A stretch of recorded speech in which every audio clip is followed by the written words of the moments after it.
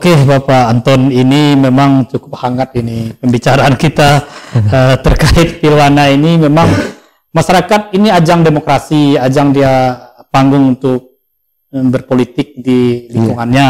Nah, ini kan menentukan juga kualitas masyarakat kita masing-masing. Ya. Tadi kita pernah berbicara syarat-syarat jadi calon wali negari. Syarat-syaratnya kira-kira apa saja itu yang dilengkapi oleh berkas-berkas tadi itu oleh wali negari itu. Jadi persyaratan menjadi calon wali negari sebenarnya saya rasa kalau kita lihat dari Pilwana sebelumnya termasuk tidak mengalami perubahan kecuali yang tadi mengenai warga negara Indonesia. Kalau dulu kan masih ada bertempat tinggal di wilayah tersebut. Itu lain mengenai ijazah masih pendidikan standar masih SMP sekolah menengah pertama, kemudian surat keterangan lain, serasa masih umum lah. Masih umum, ya? Belum ada sesuatu terobosan mungkin menaikkan digit pendidikan, tapi sampai detik ini itu belum ada, masih belum. Kemudian yang lain contohnya mengenai regulasi mengenai rekomendasikan masih sama. Kemudian mengenai surat bebas narkoba masih sama. Masih sama ya. Masih sedikit yang menggelitik di otak kita ini terkait kalau seandainya ijazahnya hilang salah satunya, ini kan ada SD, SMP, kira-kira dilampirkan enggak itu dari ijazah awal sampai ijazah terakhirnya? Ada hilang salah satunya atau itu langkahnya bagaimana? Ya. Kembali kami mengutip bahasa Wakil Bupati, sebenarnya kami ingin mempermudah. Makanya kami stay di regulasi yang telah disiapkan di Perbu. Sebenarnya dalam Perbu tidak menjelaskan seperti itu. Misalnya kalau ada yang hilang. Cuma itu hanya pemahaman kita sesuai dengan pengalaman sebelumnya, termasuk juga pembicaraan dengan tingkat yang lebih tinggi. Tentu dalam hal ini di dalam tahapan penulisan berkas ini nanti kan ada waktu kerja 20 hari. Jadi tanggal 18 itu ditutup, 19 sampai 8 Juli itu kita penulisan berkas administrasi. Pertanyaannya adalah, tentu akan muncul pertanyaan. Kenapa waktu untuk memisah berkas ini harus sampai 20 hari? Terus sebenarnya kan pertanyaan juga menarik. Ini sebenarnya adalah untuk memberi ruang bagi panitia Pilwana untuk betul-betul kalau seperti Pak Yeki sampaikan, misalnya hilang, kemudian dia lampirkan keterangan dari hilang dari pihak kepolisian. Kemudian ada keterangan juga dari dinas terkait. Ini perlu kita cross check balik. Kembali kepada dinas terkait. Jadi waktu 20 hari itu waktu yang kita pergunakan sebenarnya waktu yang saya rasa cukup untuk melakukan kunjungan atau memastikan memvalidasi ya. Contohnya misalkannya ke pengadilan negeri, contohnya catatan kepolisian.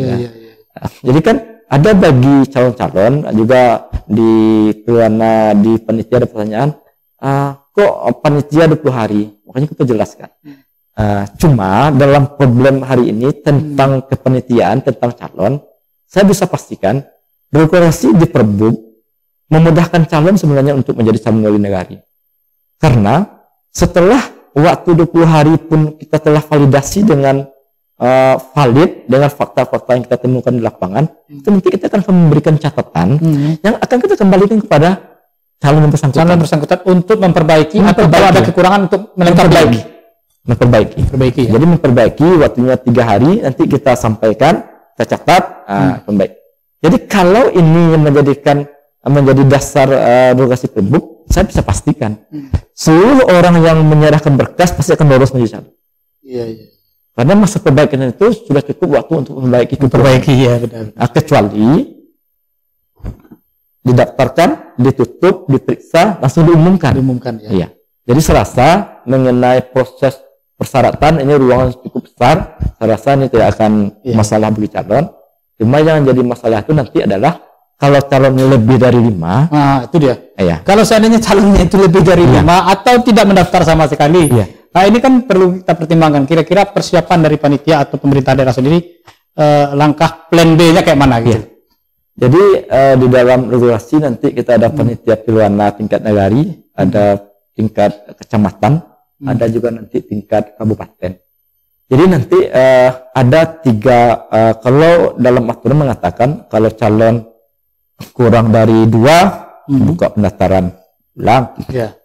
Kalau calon lebih dari 2 sampai 5 habis di panitia Pilwana tingkat nagari. Kalau calon tuh yang lengkap berkasnya lebih dari 5 itu ke panitia daerah atau kabupaten. Di kabupaten itu nanti ada 3 tahapan, tapi satu tahapan itu menjadi kewenangan panitia nagari. Jadi tahapan itu pertama adalah pemeriksaan berkas administrasi, kemudian uji kompetensi, kemudian tes wawancara. Yang administrasi ini menjadi kewenangan panitia nagari ya. Kalau kita 2 tahapan itu baru ranahnya kabupaten. Setelah kita periksa dengan skor yang telah ditentukan, pendidikan sekian, umur sekian, kan ada 3 kategori cuma tentang itu pendidikan, umur, kemudian pengalaman di pemerintahan. Kemudian kalau itu setelah kita ranking, kita beri nilai, baru itu nanti kita lampirkan ke kabupaten, baru kabupaten nanti melanjutkan berdasarkan nilai tersebut, baru melanjutkan kategori yang kedua, kompetensi dan wawancara. Cuma skor nilainya adalah administrasi ini cuma 25%. Kompetensi yang paling tinggi itu kompetensi. Itu tuh 50% penilaian. Yang menilai itu kabupaten ya, standarnya yang ukur ini. Ya. Kemudian yang wawancara baru 25%, berarti 100%. Cuma yang 25% ini yang penilaian tingkat negara. Ini cukup juga punya tantangan juga bagi kandidat ini. Perlu lobby-lobby gak itu? Jadi ini kan politik ini butuh kan suasana lobby-lobby, kita harus lulus ya gitu. Apalagi kompetitor banyak gitu. Pak Zeki, untuk Pilwana Nagari Pelubang yang sampai detik ini saya berpikiran positif. Kenapa orang yang mengambil pemilih banyak, kemungkinan prediksinya juga memberikan pendaftarannya juga banyak, karena kan penduduk juga banyak. Iya benar. Cuma nanti kita tentu berharap ini agar Pilwana ini berjalan sebagaimana kita harapkan. Sebenarnya kalau calon itu lebih dari 5, itu kita berharapkan jadwal politik terjadi tingkat kabupaten ini kita harapkan cukup tinggi ya. Cukup tinggi mudah-mudahan. Jadi kira-kira ada andil kabupaten nggak masuk ke ranah politik nagari ini, artinya pemerintah daerah ada memberikan intervensi politik atau bagaimana itu? Ada ruang begitu nggak? Kalau Bapak panitia ini sebenarnya kan politiknya bukan ranahnya Pak panitia ini, tapi ini kan perlu dirasakan, panitia kan lebih tahu. Kalau kita melihat ruang tadi yang 70%, kalau ada 3 tahapan ujian tentang penilaian dari kalau calon lebih 5 itu kan ada 2 tahapan itu di tingkat kabupaten, 1 tingkat nagari. Sebenarnya memang letaknya nanti memang di tingkat kabupaten. Kita mudah-mudahan berharap semua stakeholder terkait tentu bisa menahan diri. Bisa menahan diri demi terciptanya Pilwana yang jargonnya itu kan berhasil atau sukses, tapi tidak hanya sebagai sebuah omongan, tentu harus kita laksanakan, aplikasikan dengan langkah-langkah seperti yang kita harapkan. Karena ini sebenarnya menjadi juga kecemasan calon-calon sebenarnya. Iya, calon-calon. Ya, sebenarnya kalau dia tidak koneksi dengan kabupaten, ya bisa-bisa ya di hal ini adalah tim kabupaten bisa main juga ya. Mungkin saya kira mulai hari ini sudah cari-cari nomor telepon, nomor telepon ya. Tapi mudah-mudahan bisa memahami dan mendewasakan diri masing-masing. Insya Allah Nagari Pelubang calonnya ya orang-orang hebat lagi ya. Insya Allah. Amin. Oke Bapak Anton, ini cukup hangat pembicaraan kita. Kita minumlah lagi dulu kopi dan teh, karena memang panas ini suasana untuk pembahasan Pilwana ini. Kita kembali dengan minum teh dan kopinya. Teman hangat ngobrol pintar. Oke Pak Anton, ini ada juga yang sedikit menggelitik di pemikiran saya adalah terkait syaratnya, salah satunya di situ ada rekomendasi KUA. Ya, artinya rekomendasi KUA yang mengatakan bisa baca tulis Al-Quran. Ini baca Al-Quran atau baca tulis Al-Quran? Ini satu, saya pertanyakan. Yang kedua adalah standar baca Al-Qurannya di situ bagaimana gitu? Yang diminta oleh Perbup itu sendiri. Nah, kalau seandainya warga negara kita ini ada juga yang non-muslim, Padang Pariaman ini kan ada juga yang non-muslim. Nah, itu apakah tuntutannya baca Al-Quran juga atau baca kitabnya juga gitu loh. Nah, rekomendasinya keluarnya dari mana? Ini kan aturan ini harus memikirkan kepentingan masyarakat yang ada di daerah Padang Pariaman. Nah, sementara daerah Padang Pariaman juga ada yang beragama lain loh.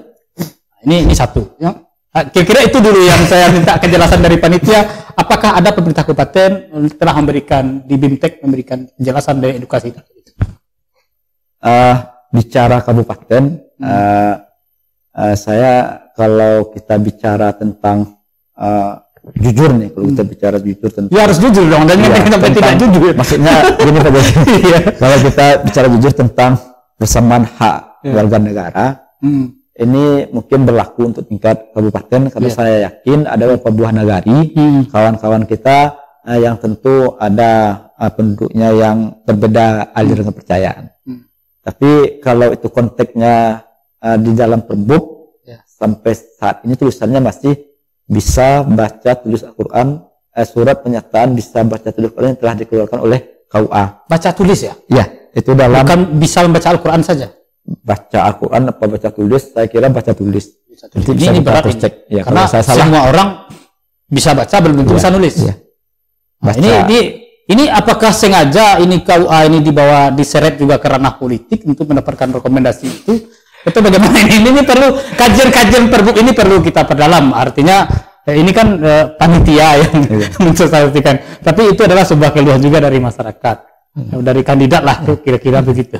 Ya, seperti saya sampaikan dari awal tentang perbuk ini, kita tentu memahami hal-halnya yang bersifat itu sangat. Tapi kalau itemnya tentu kita tidak hafal, tentu kita memahami isi lingkup perbuk. Tapi mengenai Al-Quran, saya rasa baca Al-Quran, dan sampai hari ini saya juga sebenarnya tanpa saya bilang harus berkata jujur, sampai detik ini kami sebenarnya belum koordinasi dengan KUA sebenarnya. Iya. Sementara masyarakat dan kandidat ini sudah pada minta-minta itu kan? Iya. Karena kami yakin, karena dalam perbuk itu dikeluarkan, tentu perbuk ini sebelum disahkan, tentu sudah dipanggil stakeholder terlibat, pasti sudah diberitahu. Iya, Kemenak misalnya ya. Makanya kami tidak. Kemenak nanti menguruskan suratnya ke bawah. Gitu. Makanya kami tidak pernah menyurati KUA. Kami yakin itu menjadi kewenangan. Walaupun sebenarnya di dalam diskusi-diskusi di ruang diskusi di grup ada juga ternyata kawan-kawan di panitia yang KUA-nya protes.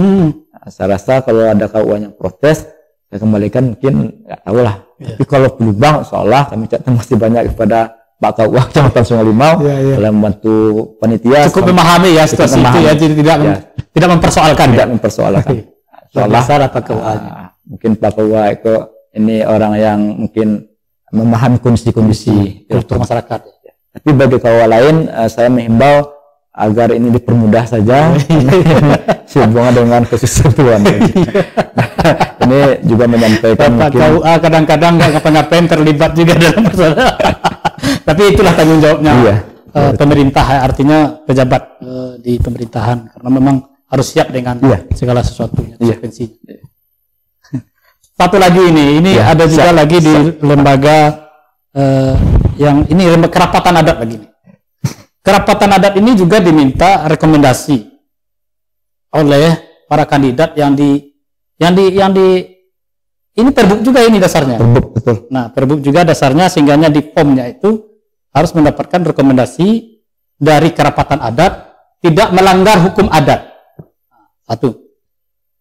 Pertama yang saya tanyakan itu, jikalau kerapatan adatnya kepengurusannya hari ini tidak ada atau dualisme, nah itu satu. Ini yang berhak mengeluarkan rekomendasi ini siapa? Yang kedua, ini standar yang dikatakan sebagai melanggar hukum adat itu, sebenarnya hukum adat ini nggak tertulis nih di daerah kita ini. Betul. Dia dilanggar pasal berapa, norma apa gitu loh, di mana dan siapa, kapan gitu kan seperti itu. Nah ini bagaimana ini mengidentifikasinya orang ini melanggar hukum adat? Nah gitu. ini ukurannya apa? Barometernya apa? Itu apakah nanti panitia juga punya solusi terhadap itu? Coba kita dengar dari Bapak Anton. Ini mungkin pertanyaan yang menarik ya, Pak Zeki. Mengenai rekomendasikan. Sebenarnya kami atas nama panitia, khususnya panitia Pilwana Nagari Perubahan, sebenarnya orang sangat patuh dan tunduk pada pemberlakuan hukum-hukum adat sebenarnya. Tetapi pada saat ini kondisi yang terjadi di Nagari Perubahan, kami tentu tidak bisa menjelaskan secara spesifiknya seperti apa persoalannya. Cuma ini yang menjadi memang persoalan di panitia pemilihan wali negara itu. Khusus Pelubang ya? Khusus Pelubang. Kami sebagai panitia, sesuai dengan regulasi telah diatur dalam Perbuk, mengatakan bahwa panitia bertanggung jawab kepada Bamus. Nah, kemudian Bamus punya kewenangan untuk memberhentikan panitia jika panitia dianggap melanggar ketentuan-ketentuan telah diatur tentang aturan yang berlaku tentang kepanitiaan. Kemudian sehubungan dengan hal ini, sebenarnya di KAN Nagari Pelupang sampai detik ini memang kita belum menemukan kepengurusan yang bisa dipertanggungjawabkan atau sah secara aturannya. Ini sudah kita laporkan sebenarnya kepada Bamus sebagai lembaga yang mempertanggungjawabkan pekerjaan kami. Kemudian seolah ini akan dijembatani oleh Bamus.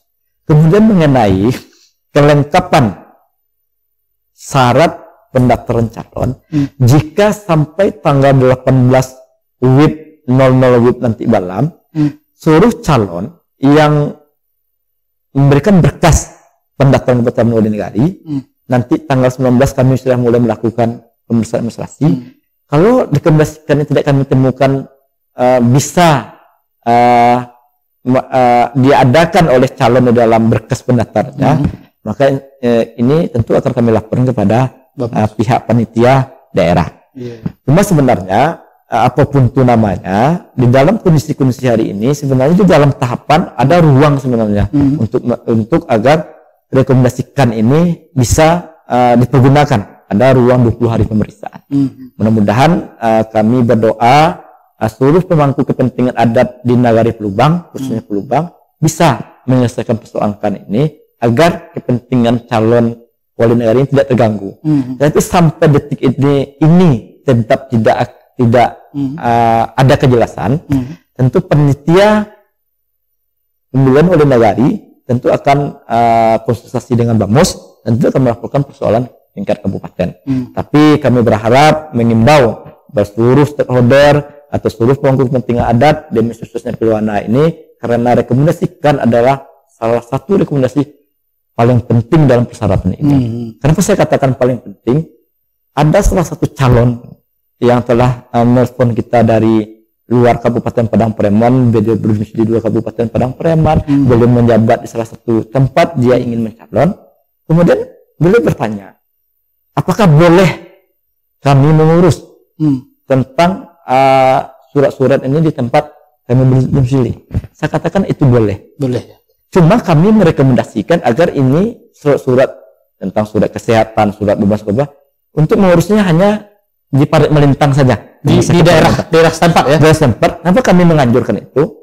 Agar PAD-nya masuk ke Padang Pareman. Nah, kita kan juga ingin membantu agar tidak defisit terus. Nah, ini Pak Jeki. Kalau makanya kita bantu. Sampai kami katakan. Jadi harus sadar ya sebagai masyarakat ini. Kita juga mengimbau. Kemudian agar ini boleh, tapi tidak menjadi halangan. Tapi kita harapkan, kita sarankan mengurus di wilayah tempat beliau mendaftar. Kecuali satu yang tidak boleh beliau calon mengurus tempat lain, yaitu rekomendasikan.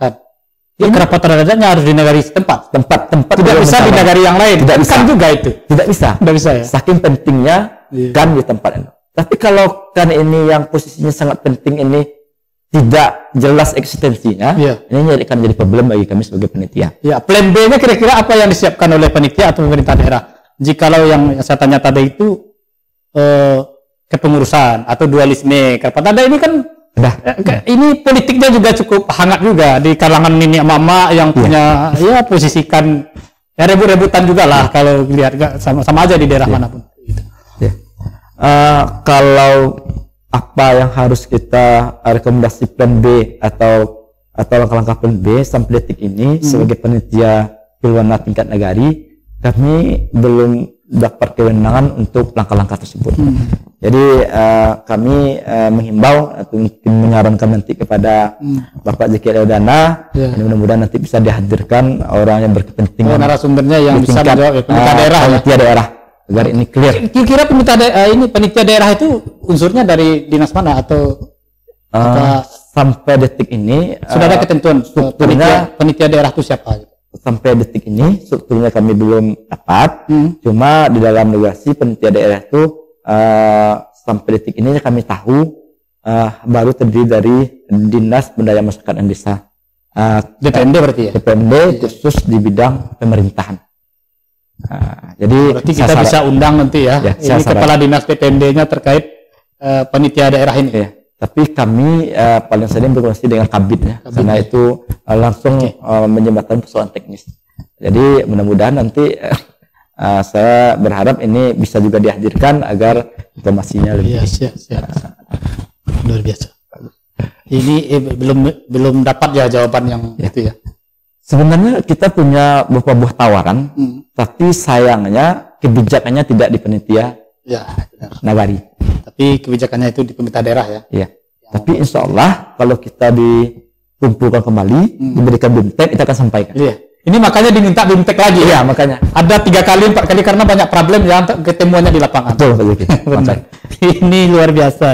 Ini memang beruntung saya mendapatkan panitia Pilwana Pilubang yang syarat dengan problem-problem lapangan. Ya ini lengkap lah masalahnya ya kan. Kalau yang lain kannya masih adem-adem, masih ada pengurusan. Ini perlu disosialisasikan juga ke masyarakat.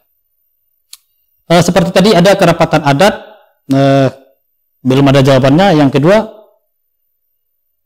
ini kerapatan adat standar yang dikatakan ini melanggar hukum adat dan segala macam. Ada kewenangan panitia itu yang bilang ini kalau ini yang diaturnya berarti enggak, itu apakah ranah kerapatan adat yang menentukan nanti? Kalau dalam regulasi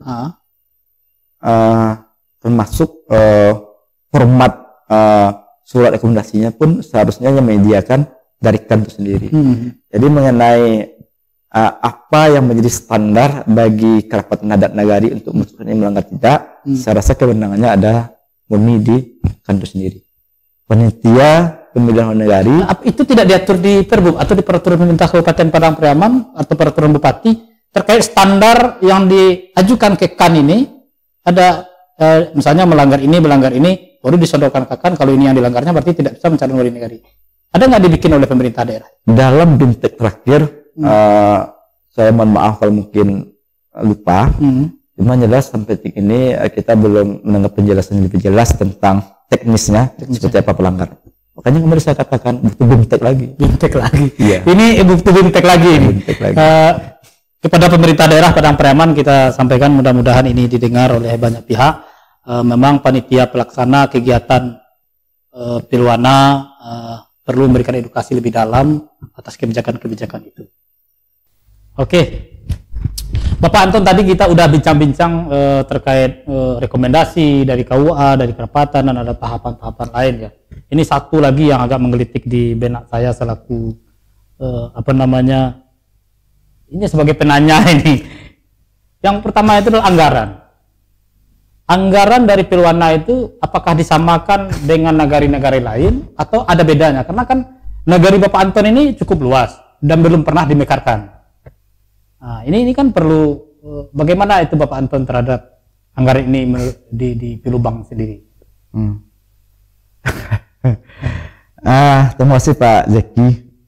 Sebenarnya anggaran ini memang agak berat ini, agak berat menyampaikannya.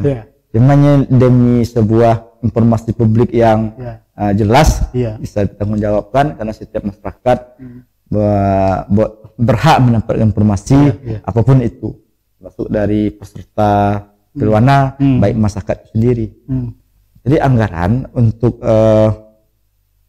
saya mohon maaf nih, ini bukan persoalan tidak konsisten atau tidak semangat atau tidak dalam bersabda. Tapi bicara anggaran, tentu kita nanti bicara tentang ketetapan sebenarnya telah dilaksanakan atau diputuskan oleh pihak Kabupaten Padang Pariaman. Anggaran ini sumbernya berasal dari anggaran hibah Kabupaten Padang Pariaman ke nagari. Ke nagari. yang nanti kita masukkan ke APBN Nagari yang sumber dari hibah di PBH. Cuma bicara tentang anggaran, sebenarnya setiap Nagari itu tentu penanganannya akan berbeda. Karena kami bukan dalam posisi kalau bahasa itu mencikaroi anggaran Pilwana Nagari lain. Cuma Pelubang dengan penduduk yang sangat besar, jumlah TPS paling besar dari 29 Nagari yang melakukan Pilwana di 14 kecamatan yang kita sanakan dalam waktu dekat ini, itu jumlah 38 TPS. Tapi mengenai anggaran itu kayaknya panitia yang memutuskan anggaran di kabupaten belajar atau menyamakan dengan pilkada kemarin. Di KPU pun keputusannya seperti itu. Dalam pilkada dia tidak peduli berapapun TPS-nya. Kalau itu anggarannya untuk Nagari, ya udah ukurannya Nagari. Sebenarnya ini tentu akan menjadi sebuah problem nanti di lapangan. Kami selalu bertanya-tanya. Ada sebuah Nagari yang cuma TPS-nya 3. Tapi anggaran ATK sama aja, BBM sama saja. Pertanyaannya adalah, kalau anggaran contoh kasus di Pelubang itu anggaran ATK-nya untuk kegiatan 6 bulan ini sampai nanti kalau terjadi sengketa itu sampai 8 bulan itu anggaran 1 juta untuk ATK. ATK cuman 1 juta. 1 juta. Iya. Pertanyaannya adalah, kalau Pelubang nanti untuk mengurus dokumen yang lebih banyak ini cukup ternyata uang yang 1 juta ini, pertanyaannya tentu kami balikkan. Kalau TPS-nya 3, lebih ke anggarannya? Lebih anggarannya kemana? Apakah dipenuhkan juga 1 juta? Pertanyaannya kan itu akan muncul pertanyaan-pertanyaan yang nanti akan semakin liar kalau kita dipertanyakan oleh masyarakat. Termasuk anggaran-anggaran lain, baik itu. Yang membedakan adalah kalau total dari 29 Nagari ini, kalau total anggaran itu pemerintah kabupaten mengeluarkan lebih dari 2M. Total keseluruhan dari 29 Nagari. Di antaranya Pelubang yang paling besar sebanyak 186.730.000 rupiah. Kenapa Pelubang itu besar? Karena jumlah TPS-nya banyak, maka KPPS-nya yang akan dibayar juga banyak. Berarti anggaran di sini di Pelubang sendiri 180 juta lebih ya? Lebih. Itu sama nggak dengan anggaran negara-negara lain? Beda. Oh beda. Cuma Pelubang itu besar. Contoh kasus misalnya kita besok PPDP turun ke lapangan. Kalau Nagari lain untuk PDP-nya 3 dia bayar, dianggarkan. Kalau Pelubang itu dianggarkan untuk 38. Yang membedakan anggaran itu hanyalah jumlah KPPS, jumlah PDP. Tapi anggaran untuk panitia Nagarinya sama. Oh, sama ya? Iya. Termasuk ATK-nya sama. Biaya sosialisasinya juga sama. Kira-kira bagi Pelubang sendiri cukup nggak anggaran sebanyak berapa tadi biaya sosialisasi yang diperuntukkan di Pelubang? Untuk sosialisasi kalau yang berbentuk himbauan lewat spanduk itu 1 juta. Iya, 1 juta. Ya. Apakah sudah termasuk anggaran sosialisasi di media Mas Diskosin? Ya. Ini kan bagian sosialisasi. Iya. Yang 1 juta itu sudah kita habiskan sekitar 600 ribuan. Untuk pembuatan baliho ukuran 2x3 1 buah yang kita pasang besar di kantor Nagari termasuk dengan bingkainya. Kemudian bayangan kami adalah bisa kita memasang spanduk di tempat-tempat strategis. Misalnya di Pelubang itu ada 8 titik, tapi itu tidak mungkin dengan anggaran 1 juta. Makanya kami mensiasati dengan membuat pamflet yang begitu banyak untuk itu.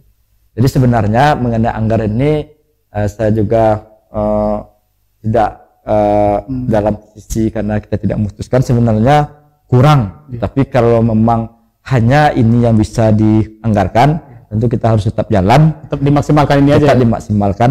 Ya kalau kurang panitia ada solusi nggak di situ?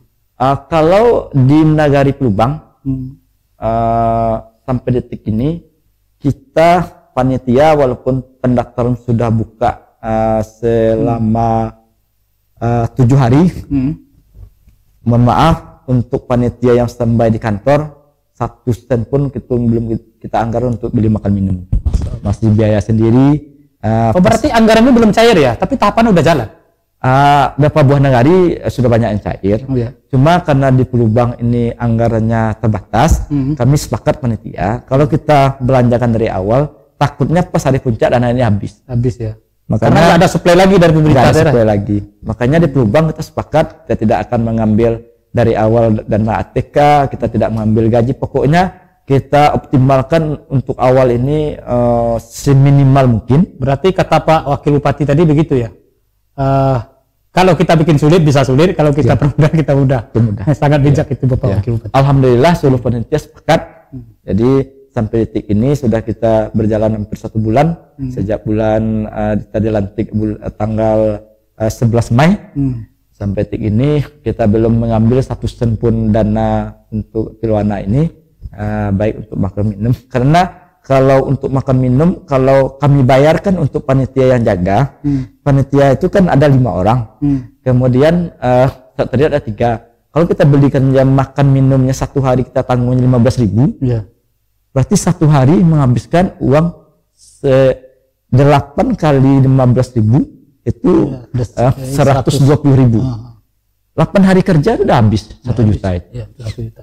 Padahal nanti yang paling penting itu nanti bagaimana nanti pas PPDP kerja ke lapangan, kita entry data di kantor itu tuh kita bisa malam-malam itu di kantor. Ya, apakah ini pemerintah tidak memikirkan ya, karena kan melihat kerja panitia itu banyak. Apakah ini kan harus disiapkan anggaran? Apakah nggak dihitung gitu? Ini kan menjadi problem bagi panitia penyelenggara. Sampai detik ini kami pun belum mempertanyakan persoalan ini karena BIMTEK-nya baru 1 kali. Kemudian belum nanti kita nanti sebenarnya ada biaya-biaya lain, misalnya makan minum itu kita namanya makan minum rapat, tetapi itu untuk dari awal sampai akhir. Artinya kalau pekerjaan panitia ini dari awal nanti sampai 8 bulan, berarti ya 125.000 1 bulan. Kami sebenarnya tentu mengharapkan ini ini karena anggaran mungkin pemerintah daerah kita defisit juga kali, sehingganya minimalisir anggaran gitu. Ya, kita maklum begitu. Jadi mudah-mudahan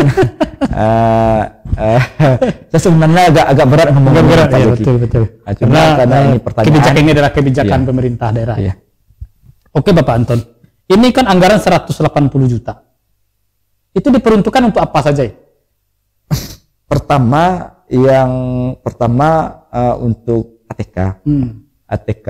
Kemudian rinciannya ada ATK 1 juta, ada nanti BBM panitia, ada nanti acara BIMTEK PPDP. Oh, itu yang menyelenggarakan panitia? Panitia. Anggarannya dari sini juga? Gaji panitia kira-kira anggarannya dari mana? Waduh, kalau gaji... Apakah dari anggaran yang 180 juta juga sampai ke PPDP-nya termasuk ke TPS-TPS-nya juga? Itu dari yang 180 juta juga? Ya. Anggaran untuk gaji murni dari 180 juta yang di dalam ketentuan. Saya ini mohon maaf nih bagi pendengar kalau merasa, tapi ini memang kondisi seperti itu. Gaji di dalam ketentuan telah dirilis dari kerja kita kemungkinan normalnya 6 bulan, tidak normalnya 8 bulan, kita digaji selama 4 bulan. Jadi selama 4 bulan. Berarti panitia cuma digaji hanya 4 bulan gaji. 4 bulan gaji. Kerjanya berapa lama? Kalau normal 6 bulan. 6 bulan. Kalau terjadi perpanjangan atau ada masalah, tentu kerjanya sampai 8 bulan. 8 bulan. Bagaimana ini panitia? Apakah ikhlas bekerja 2 bulan nggak digaji atau jadi 8 bulan gitu? Ini kan berat juga ini. Pertanggungjawabannya berat. Sementara gajinya cuma 4 bulan. Ini ya cukup perlu kajian yang lebih dalam lah, sehingga pemerintah daerah ke depan bisa melakukan perubahan anggaran. Nah gitu. Kemarin Pak Zaki, kami telah konsultasi dengan pihak terkait, terutama dalam hal ini BAMUS. Kami telah sampaikan. Kemudian alhamdulillah panitia pemilihan wali negari Pelubang dengan kerja-kerja yang saya rasa ini akan sangat berat, tapi karena kecintaan kita kepada kampung halaman, kita telah sepakat. Pokoknya kita tidak bicara ini gaji, ini untuk ATK, ini untuk BBM. Pokoknya apapun itu menjadi pengeluaran yang harus kita keluarkan, tapi kita akan minimalkan seminimal mungkin.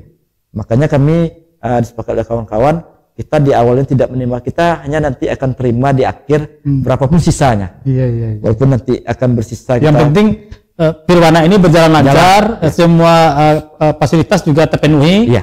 Nah, inilah kelebihannya kalau anak muda kita suruh memimpin ini jadi panitia. Dia tidak berbicara anggaran dulu, dia tidak bicara gajinya, tapi dia bicara mengenai pekerjaan ini selesai sesuai ketentuan yang ada. Nah, ini anak muda yang luar biasa. Contoh kasusnya masih idealis ini Bapak Anton ini, Pak. Sebenarnya kalau kita bicara idealis dengan kondisi alam yang sangat materialistis hari ini, sebenarnya susah juga. Susah juga. Cuma alhamdulillah mungkin ini berkat bimbingan senior-senior, kita masih bisa bersikap walaupun saya lupa karena memang ini sudah membicarakan tentang nominal gaji. Kami sampaikan aja 4 bulan gaji itu saya rasa seluruh orang harus tahu, jangan nanti ada masyarakat nanti yang curiga seolah kami panitia ini gajinya besar banyak karena anggarannya 120 juta, tapi dia nggak tahu itu apa saja. Kira-kira panitia itu gajinya per bulannya berapa? Kalau ketua itu gajinya 1 bulan 500.000. Oh, luar biasa. Kemudian sekretaris 450, anggota yang bertiga 400, kemudian sekretariat panitia yang bertiga itu 300.000 1 bulan kerja. Jadi kalau setelah kita hitung keperluan di lapangan, setelah kita diskusi dengan panitia yang pernah melaksanakan hal sama waktu pilkada, katanya untuk makan minum aja beliau menghabiskan hampir 10 juta, sekitar hampir 10 jutaan. Makanya kami bersepakat tidak akan ambil apapun di awal, dan yang bagi kami yang paling penting adalah Pilwana sukses. Kalau di akhir nanti ada lebihnya berapapun, maka itulah hak kita akan ambil. Tapi kalaupun nanti tidak bersisa sama sekali pun, ya kita ikhlas. Kita akan ikhlas. Luar biasa. Ini luar biasa, kasih tepuk tangan lah. Ini memang kita cukup prihatin juga, apakah ini anggaran daerah kita terlalu minim, apa ini adalah dituntut untuk keikhlasan membangun negari. Jangan nanti masyarakat menyalahkan panitia yang begitu berat tanggung jawab dan pekerjaannya, sementara dia dikasih ya materi untuk kebutuhan sehari-harinya tidak sampai itu. Jadi cukup dimaklumi nanti panitia kalau ada hal-hal yang tidak kurang pada tempatnya, kan begitu. Kira-kira itu Bapak Anton terkait panitia, anggaran dan lain-lain. Kira-kira ada yang disampaikan lagi? Mungkin tambahan. Ini kami sampaikan tidak dalam posisi kita tidak ikhlas menjalankan. Ini kan adalah sebuah realitas yang harus kami sampaikan dalam dunia yang semakin terbuka. Saya rasa pihak yang berkepentingan jangan melihat ini dari sisi kritikannya, tapi lihat ini dari sisi masukan agar apa yang kita sampaikan, apa yang kita ingin cita-citakan tentang Pilwana ini bisa berjalan dengan baik. Kami sebenarnya tidak dalam posisi terlalu mempersoalkan ini. Kami sudah sepakat dari awal bahasa kerja-kerja yang kita laksanakan apapun konsekuensinya, karena kami berharap regenerasi kepemimpinan menjadi salah satu mungkin harapan kami untuk kemajuan negara kami. Kita minta closing statement sebelum kita akhiri kepada Bapak Anton, harapan dan titipannya kepada pemerintah, baik itu kepada masyarakat, termasuk kepada para kompetitor dalam berlaga. Tentu panitia punya harapan yang baik. Kita sampaikan oleh Bapak Anton. Mungkin kepada seluruh masyarakat Nagari Pelubang, terkhususnya kepada peserta atau calon wali nagari Pelubang, apapun nanti akan ditentukan dari balon menjadi calon. Tentu kami berharap mengutip sebuah kata bijak dari sang proklamator kita Bung Hatta. Beliau mengatakan seperti ini, sebuah desa atau nagari tidak akan terang karena obor dari Jakarta. Jadi desa atau nagari akan terang atau maju karena lilin-lilin yang dinyalakan di tingkat desa atau nagari. Sebenarnya kemajuan suatu daerah atau suatu bangsa akan tergantung pada kemajuan wilayah-wilayah paling kecilnya. Itu kami berharap berkompetisilah secara sehat, karena dalam proses ini siapapun yang mendapatkan kepercayaan masyarakat, itu adalah kemenangan kita sebagai warga Nagari Pelubang. Kemudian percayalah panitia, insya Allah dalam hal ini tidak akan melakukan berpihakan, panitia netral, panitia akan bekerja semaksimal mungkin untuk mensukseskan Pilwana ini.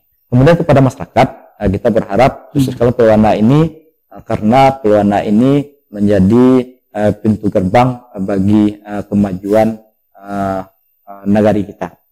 Kemudian seperti kata orang-orang tua, kalau kita punya cabai katanya, kalau kita punya kunyit, kalau kita punya asam, garam, kita punya santan, kita punya api, kita punya tempat kuali, kemudian kita aduk-aduk menjadi sebuah kuah.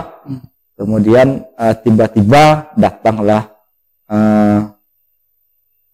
terong atau taruang, kemudian kita masukkan, maka berubahlah menjadi gulai taruang. Tetapi walaupun yang disebut hanya nanti taruang, tapi kami yang walaupun hanya dulu ada lado, ada santan, kita tidak peduli pada hal-hal tersebut.